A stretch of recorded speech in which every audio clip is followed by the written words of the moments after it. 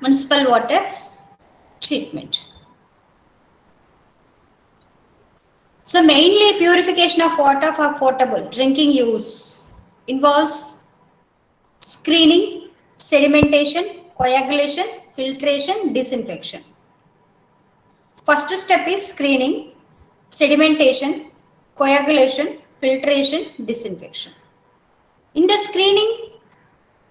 screening removes the floating materials like leaves. Suppose water is there from the river, we are using majority of the water, majority of the purposes for domestic purpose. Water, municipal water will pumped from the rivers. So river water having some organic and inorganic materials like uh, floating materials like dry leaves like that. Any floating materials, any kind of, because while runoff, whatever available on that runoff, everything will flow along with water. Hence, first step is the screening, removes the floating material like leaves. Sedimentation removes the suspended impurities like sand, clay, etc. Screening only large materials, bulk materials like leaves, dry waste material, whatever it may be present on that water, first it will be screened. Sedimentation removes suspended impurities like sand, clay, etc. Coagulation removes finely divided suspended particles like colloids. Filtration removes colloidal impurities and large organisms. Organisms in the sense here bacteria, virus like, not small, large organisms, large insects, like that. Disinfection kills the bacteria. All these 5 steps are involves in the treatment of water for domestic purpose. Screening.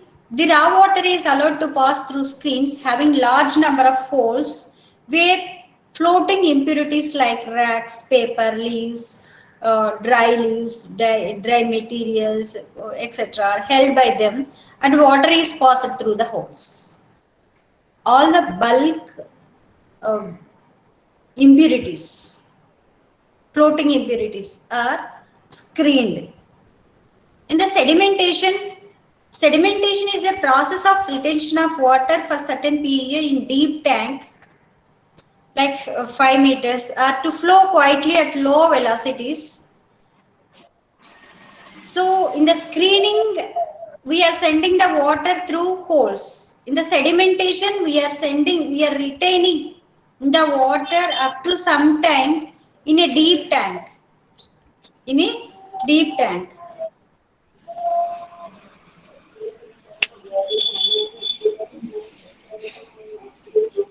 Somebody is in unmute, you has to unmute it.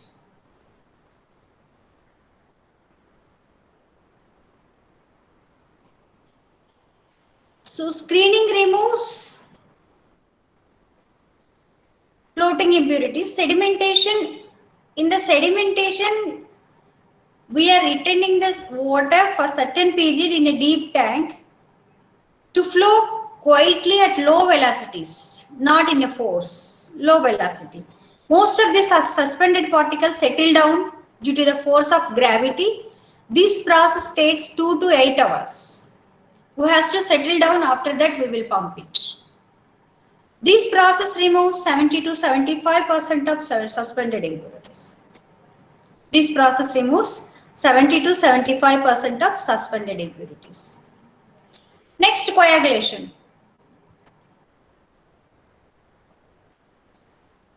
Coagulation is the process by which the fine suspended and colloidal impurities are removed from the water by the addition of suitable chemicals like coagulants.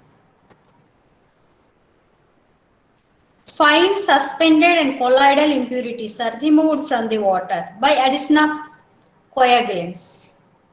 The finely divided suspended organic and inorganic matter do not settle down. so easily. These small particles are converted into larger ones which have higher settling velocities. Hence, we are adding here coagulants. The commonly used coagulants are the salts of iron and aluminium. Example, alum, potash alum. Potash alum formula is the K2SO4 A into SO4 taken thrice 24H2O, or ferrous sulfate, ferrous alum, FeSO4 7H2O, or sodium aluminate, NaAlO2, etc. These coagulants react with alkaline salts and form a thick gelatinous precipitate known as floc. So for coagulations, we are adding some amount of coagulants like alums or ferrous sulfate or sodium aluminate. These coagulants react with alkaline salts and form a thick gelatinous precipitate. It's known as a floc. The floc has property to attract finely suspended particles and form big floc which settle down rapidly. See, if small suspended particle is there, it may not settle down while running the water. But if it is a little bit large, bulk, suspended, big floc, suspended particles, they are combining, which can be easily settled down. So this process is called flocculation. So when coagulant react with alkaline salts and form thick gelatinous precipitate is known as floc. Floc has the property to attract finely suspended particles and form big floc. Little bit size is increasing. We settle down rapidly. This process is called as a flocculation. Few commonly used coagulants and their reactions. Suppose here alum, potash alum, Al2SO4, K2SO4, Al2SO4 taken thrice 24. So here aluminum sulfate react with calcium bicarbonate and form aluminum hydroxide. Aluminum hydroxide is the gelatinous precipitate, flocculant here. Then calcium sulfate and carbon dioxide, as usual, it will be there. These are dissolved in water. Calcium bicarbonates or magnesium bicarbonates, it will react with that alum. In the alum, aluminum sulfate is react and forms flocculant here as a aluminum hydroxide, as a gelatinous precipitate.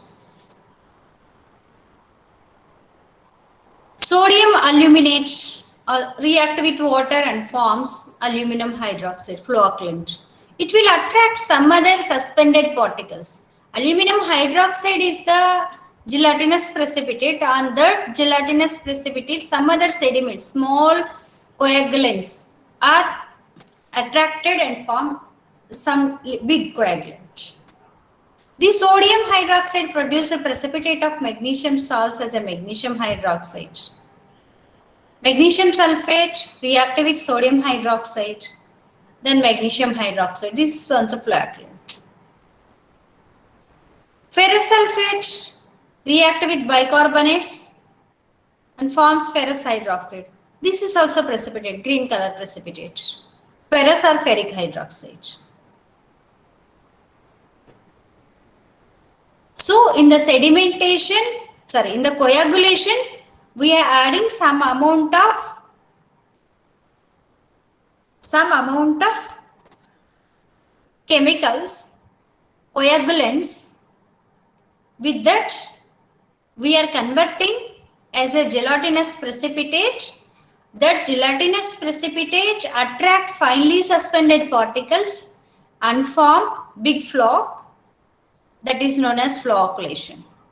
So mainly here we are using alums, potash alum, ferrous sulfate or sodium aluminate as a coagulants. The precipitates obtained by using suitable coagulants in water get settled down during sedimentation. Then filtration. After coagulation, filtration. almost all suspended impurities are removed through screening, sedimentation and coagulation. Then filtration. Almost all suspended impurities are removed through filtration process.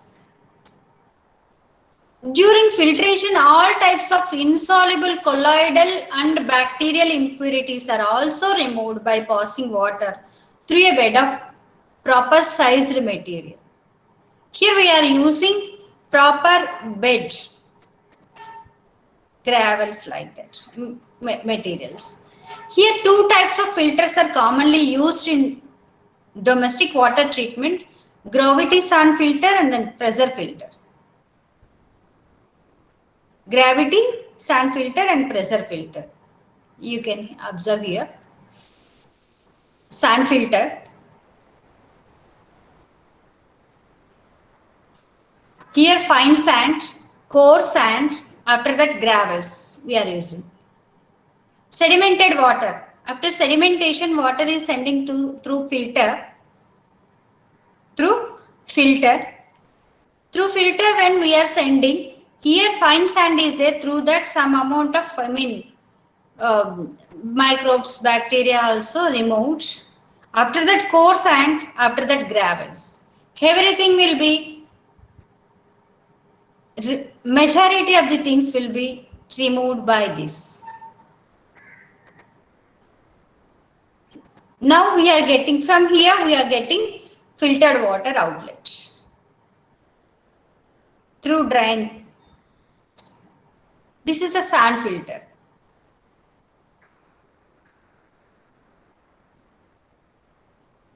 Gravity sand filter contains large shallow rectangular tank made of concrete and a process medium known as filter medium, which retains solid particles but allows the passage of water, like here as shown in this figure.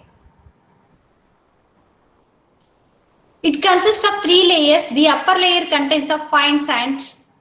This is about 50 centimeter thick and is a thick layer. The middle layer consists of coarse sand about 20 centimeters thick, and the bottom layer consists of gravels.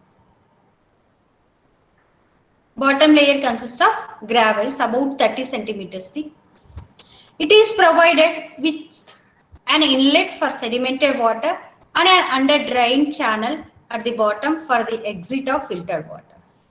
Here, sedimented water enters the sand filter from the top through here. Through here.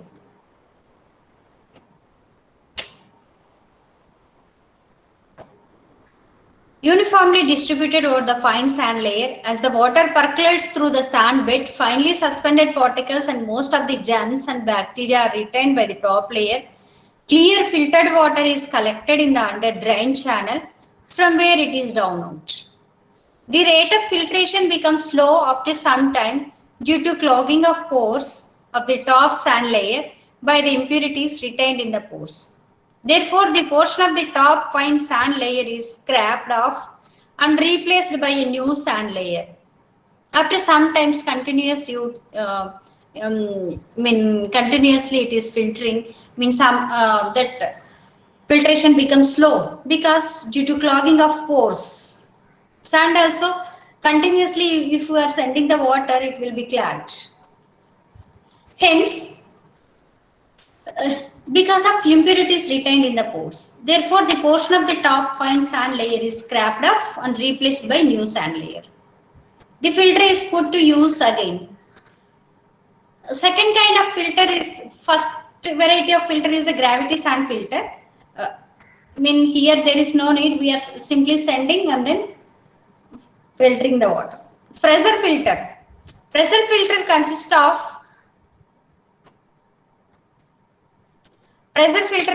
of cylindrical cylinder, like in figure. Please.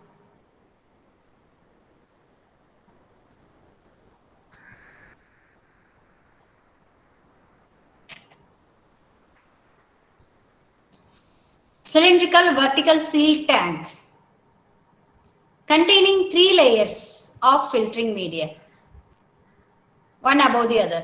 First one is the pebble layer having the 10 to 35 millimeters grain size. Second one is the coarse sand layer, it's having 5 to 7 millimeter grain size. Fine sand layer having the 1 to 2 millimeter grain size.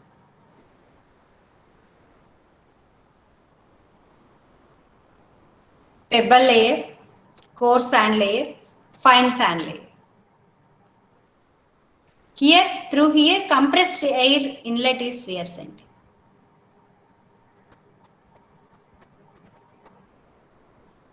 Through here, we are sending raw water. This is the raw water inlet.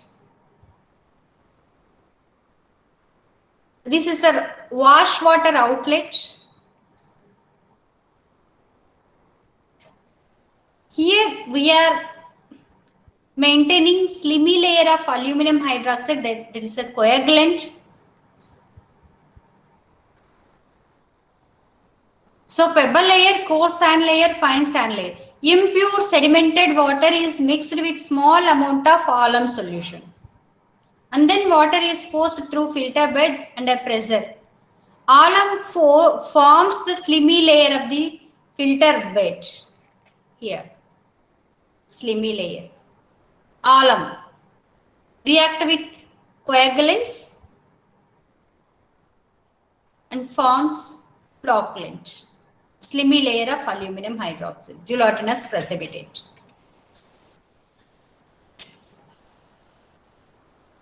Alum forms the slimy layer on the filter bed, and this helps in the removal of colloidal and bacterial impurities.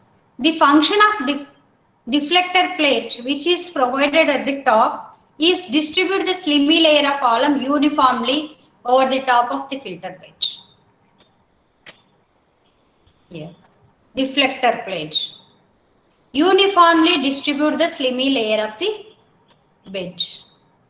Or otherwise, if we are sending the forcefully water, it may be uneven distribution. This deflector plate distributes uniform distribution.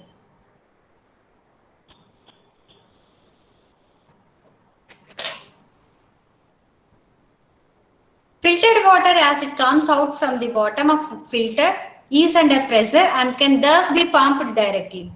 These filters are widely used for industrial purpose. These filters are widely used for pressure filters are widely used for industrial purpose. Next, last part is the sterilization, disinfection or sterilization. Sterilization of water means complete destruction of all living microorganisms like bacteria, virus, whatever present in water.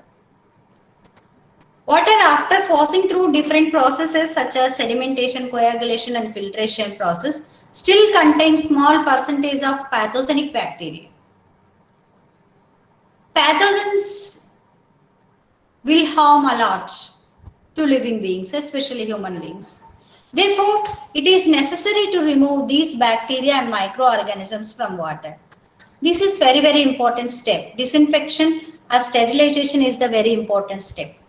The chemicals used for sterilization are known as sterilizers or disinfectants. Many methods are adapted for sterilization of water, whichever it is easy to us. Some methods are here we are explaining.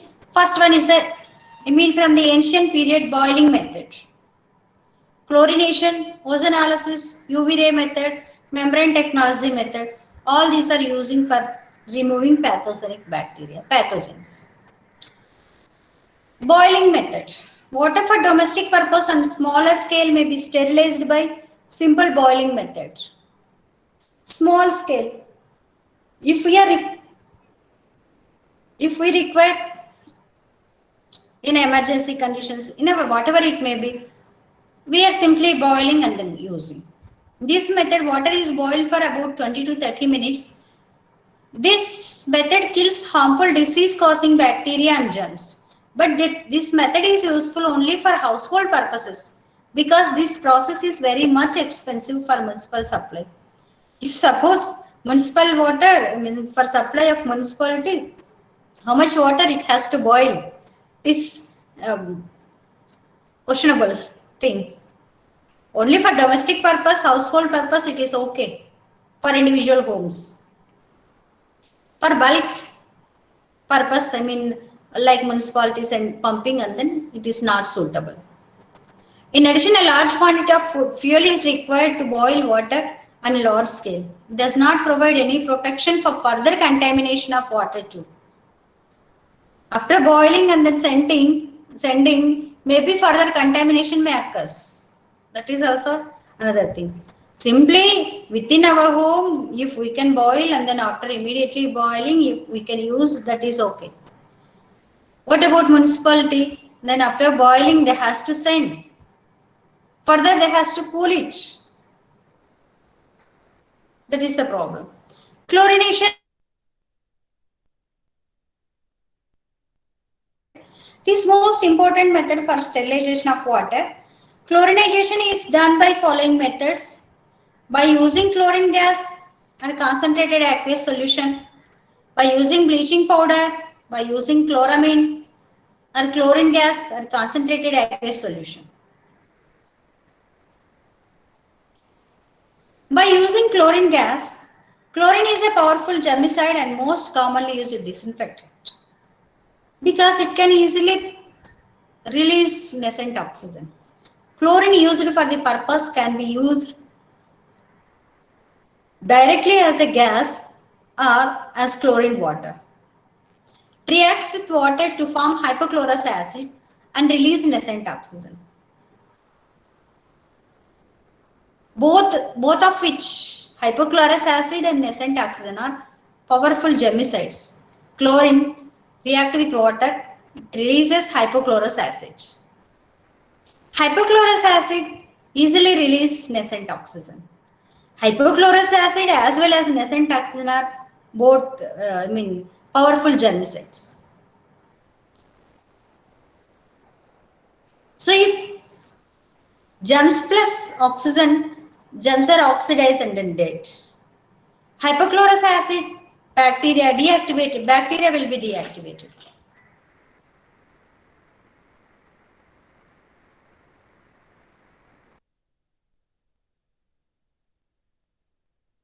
Number of baffle plates. From the top of the tower, proper dose of chlorine water is introduced. They get thoroughly mixed during their passes through the tower, and treated water is taken out from the bottom, like this. Raw water here, concentrated solution of chlorine. We are sending here through baffle plates. It will be, entire germs will be killed through this. Then sterilized water outlet. This is chlorinator. What are the advantages? It is cheap and easily available disinfectants. Chlorine is very cheap, when compared to other things. At low concentration, it is very effective bactericide. It can be used as high and low temperatures too. It's stable and does not deteriorate on keeping. Chlorine residue can be maintained in treated water, which provides additional safety by preventing regrowth of bacteria. All these are advantages. But what are the disadvantages? Suppose unknowingly excess amount of chlorine produces. If excess amount of chlorine is sending, it produces an unpleasant taste and odor to water. It is less effective at high pH value, but more effective at lower pH value. So these are the, so anywhere advantages are there, disadvantages are there, but depends on our necessity, we have to proceed. Depends on our availability, and then we have to proceed it. Chlorination method, chlorinator. By using bleaching powder. Chemical formula of bleaching powder is calcium oxychloride. Calcium oxychloride. Here bleaching powder is a strong oxidizing agent and is having 30% available in chlorine. When water is treated with bleaching powder, hypochlorous acid is formed. So, bleaching powder, here water is treated with bleaching powder. When calcium hydroxide and chlorine is formed, chlorine is released. Chlorine, whatever released here, react with water, gives hypochlorous acid. Hypochlorous acid easily releases nascent oxide. Same like in the previous method, we directly adding chlorine gas, concentrated chlorine. Here we are using bleaching powder, but here bleaching powder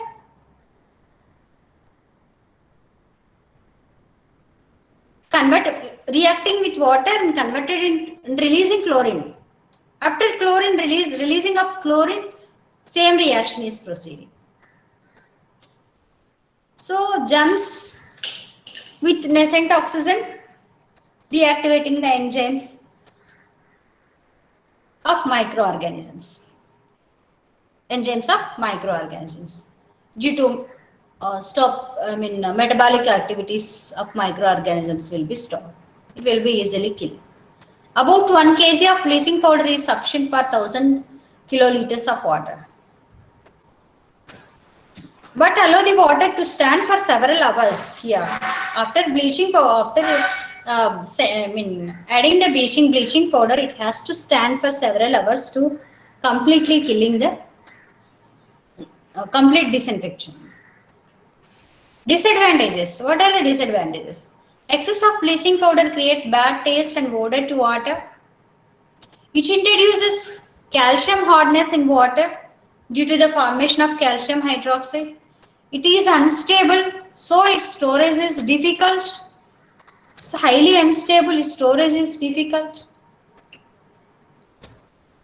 But cheapest method. Next method is by using chloramine, NH2Cl, ammonium chloride. By mixing of chlorine and ammonia, chloramine is prepared, chloramine is formed. Whenever water is treated with chloramine, hypochlorous acid is formed and which release same nascent oxygen and then germs will be killed. So what are the advantages? Excess dose of chloramine does not create bad odor and taste in water. But whenever we are adding chlorine and then concentrated chlorine gas and then bleaching powder, they are creating bad odor and taste. But here excess dose of chloramine does not create any odor. It provides greater lasting effect than chlorine. It is highly powerful when compared to chlorine. So here impure water waste gases, gravel bed. Next one is the ozonolysis method. Ozone is used for this method. Ozone is highly unstable and excellent disinfectant. It breaks down and gives nascent oxygen. Ozone easily breaks down and gives nascent oxygen. The nascent oxygen is very powerful oxidizing agent which kills all the bacteria and germs present in water. So here ozonization apparatus, the reaction of ozone and water is carried out to ozone sterilizer. Here impure water inlet, waste gases will be out. Here during the treatment of water, water is allowed to enter from the top to bottom and ozone is allowed to enter from the bottom to top, which kills the germs when they come in contact with each other. Sterilized water is collected at the bottom of the tank. The contact time for ozone and water is about 10 to 15 minutes here. See, from the top of the tank, we are sending impure water. Here also sand and gravel bed is there. From the bottom of the tank, we are sending ozone gas. So completely we are sending from the bottom ozone gas. Whenever water is coming here, this ozonization takes place with nascent oxygen, entire germs will be killed. Then we are collecting sterilized water from the bottom of the tank.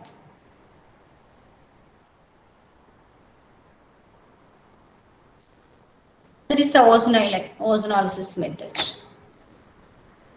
Advantages: it removes color and odor from water, it improves the taste of water, but the excess dose of ozone is not harmful because it releases oxygen and decomposition. In water, it is not harmful. These are the advantages for the other methods like chlorination, bleaching, and then like that. Next method is the UV ray method. When water is exposed to UV rays from electric mercury lamp that is immersed in water, most of the pathogenic bacteria are destroyed. This method is widely used for the disinfecting swimming pool water. In swimming pools continuously, number of persons are swimming, and then many bacteria and then virus will be there in that water. UV method will be used for major swimming pools to treat that water, to disinfect water. Advantages: it does not require any chemicals. It has not any bad effect during treatment. It does not produce any odor in water, but it is highly expensive. It is not widely used on large scale. Next methods are membrane technology methods. Disinfection by this method is generally used for drinking water. In this method, water purifies most of the contaminant ions, molecules, and small particles, including virus and bacteria, by passing them through a membrane, having uniform microscopic size pores.